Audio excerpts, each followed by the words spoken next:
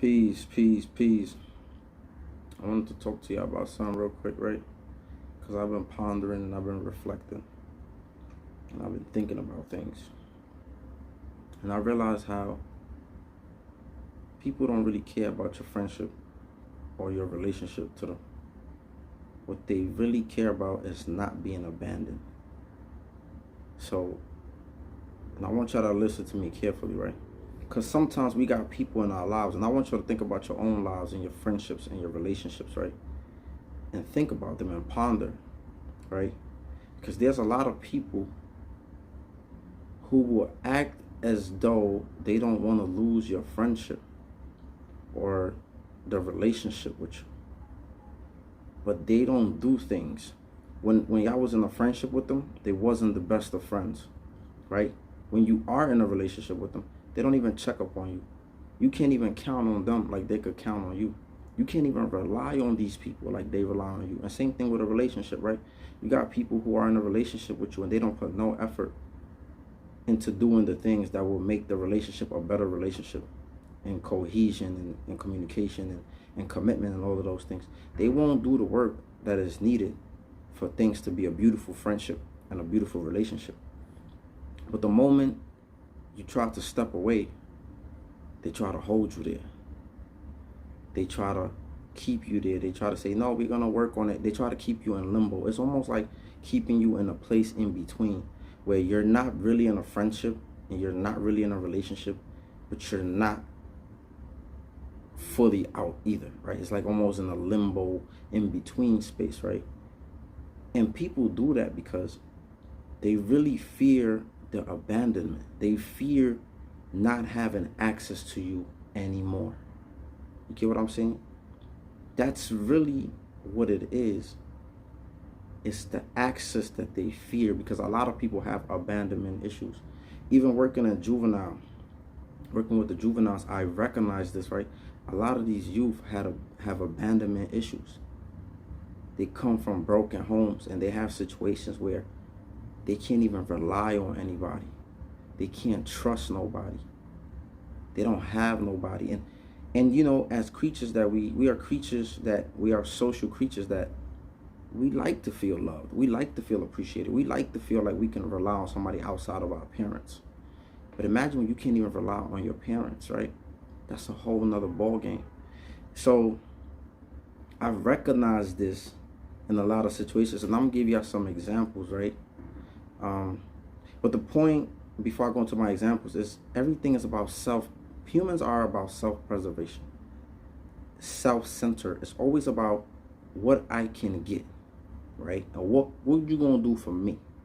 Which is why some people are bad friends to other people, but they always trying to guilt you, right, for being to be a better friend to them. But they're not good friends. In relationships, it's the same way. They are bad spouses to people, but it's always about them, right? Oh, why you can't be better to me? But they never really work on being better to you, right? Because again, it's about self-centered self-preservation, right? And so we're never going to get, for the most part, it's never going to be anything 50-50. It's not going to be reciprocal to that point. Or somebody's always going to give more than the other person. And that's just how it is. When we go to work, we never feel like we're getting paid or we should be getting paid, right? We always feel like we're doing more work than the pay. No matter what level of degree or profession you got. People complain. Nurses, people in business, finance, doctors, everybody complains about, I'm not getting what I deserve, right? And that's just how it goes, the input-output kind of thing. When you go buy goods, you pay for fruits, you're never going to get the greatest fruit, right? Some fruits be beat up, some fruits be spoiled, some fruits, it's rare that you kind of like find that reciprocal thing, right? So it's always, most of the time we're not going to get the same reciprocation that we put out, right? So I get that. But let me give you an example, right? I dealt with this woman at one point, right? And I said this in one of my stories, and I lived with her at one point. Biggest mistake in my life. Guys, don't move in with no women. Unless your name is on the lease. And even though it was her idea, don't move in with no women. Because women are moody. Their attitudes, their emotions swayed, and the moment they get upset, they'll use that as leverage. So I'm telling you guys, do not, I don't care how much you think you know this woman, if your name is not on the lease, if you ain't got no type of power, when it comes to that apartment, that house, don't do it. So anyway, I was living with this woman, and we was cool. I was still looking for a place, and when we would get into an argument, she would, she would get into things like, say things like, "When are you leaving?" I'm the type of person, like, I don't really like, mind you, it was her idea, and I should never did it. But I don't like that. Like, you're not gonna be doing that to me, because I could leave tonight. Like, I'm good. You feel me? Like, so I was like, "Oh, it's cool. Don't worry about it." And every time I tried to leave, she would try to stop me. But mind you, you just try to act like when you leaving, like you want me out your space, you want me out your house. You get what I'm saying? And this is kind of like a similarity that I mean, right? It's almost like you saying you want me out, but then when I'm trying to leave, you don't want me to leave because you fear that abandonment, right? You fear being left. Get what I'm saying? Follow what I'm saying? I'll give you another scenario. When I was in prison, I didn't talk to this woman in like 2 years, man. Like 2 years, I didn't talk to this chick. And out of nowhere, she came up, she popped up.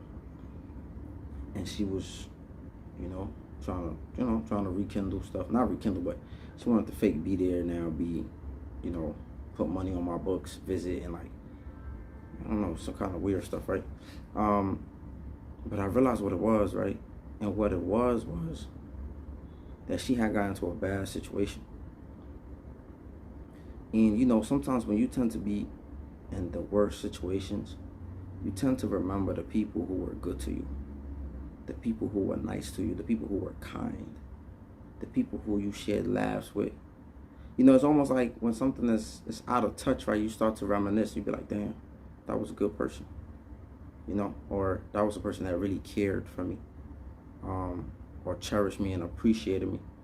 And I think she remembered that, and that's kind of like made her feel whatever she felt, right? It's almost like, and fast forward, another situation, it's like, and this is just people in general, they always come to you when they need you.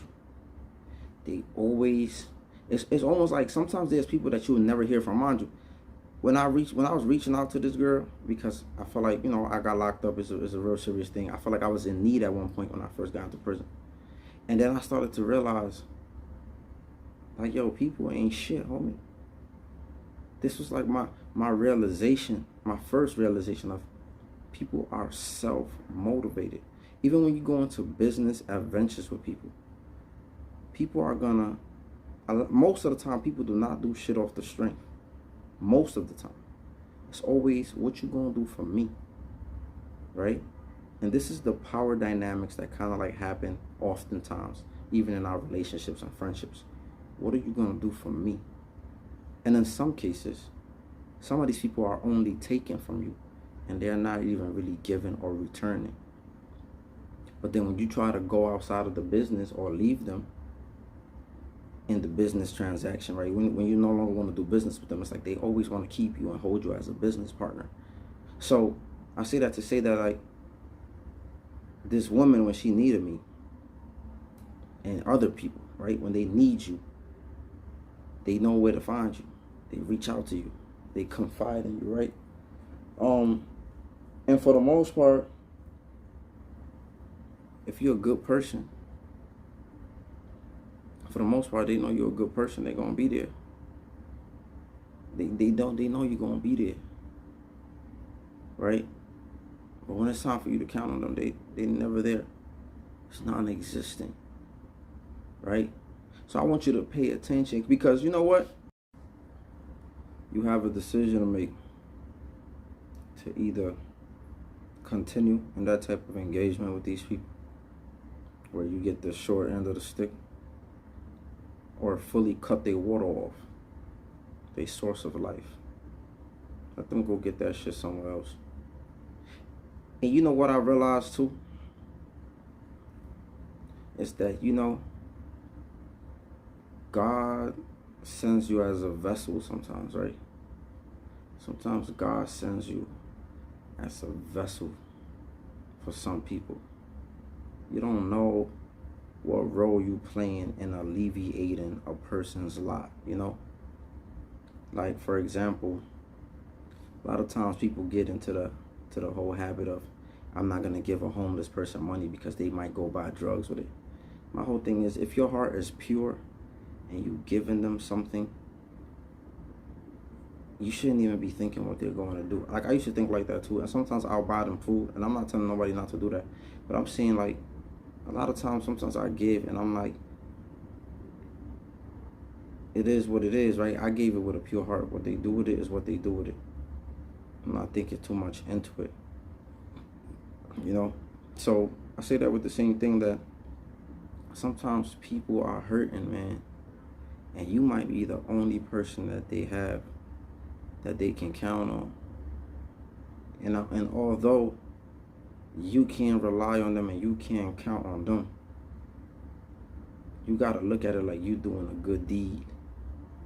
Not for them, but maybe this is why God put you in their life, because he know they struggling, because he know they suffering. And sometimes, this is how I think some of us who are chosen for this mission, we just might be stronger than the people that we have in our lives, which is probably why they turn to us, which is probably why they unload on us. But sometimes you got to have self-care. You can't just be the dumping ground of people. So you got to be mindful of that too. Although you might be a breath of fresh air in some of these people's lives and help them cope with certain things, you can't be a dumping ground. Okay? There got to be some type of exchange. And it's not going to be 50-50 like I said. But there has to be some type of feeling of participation on the other end and some effort. Right? But that's just kind of like how I started to look at it, you know? I started to look at it like, you know, I'm probably never going to get the same amount of energy that I put out into certain things or into certain people. And to a certain extent, I'm okay, because I recognize that I am stronger than most, and I am more capable than most. But that was just something for y'all to, you know, just think about your own relationships and how some people, how they really don't care about the relationship or the friendship. They just care about what you can do for them and how you can help them and how you can aid them. And in reality, all they really fear is being abandoned, because they probably don't really have any real friends or any real people in their life that might take care of them or fuck with them like you fuck with them. So just wanted to share that, because that was just something that I was pondering over. But yeah, you got a decision to make. Either you're gonna, you know, keep that arrangement around, or if you just gonna cut their water off. And some people deserve to have their water cut off, and other people, they deserve a little more grace. But I'm not here to tell y'all what y'all should do. I'm just saying here, sharing with y'all, and let y'all decide what route y'all gonna take. But let me know what y'all thoughts are in the comment section. Like, comment, subscribe, share. Peace.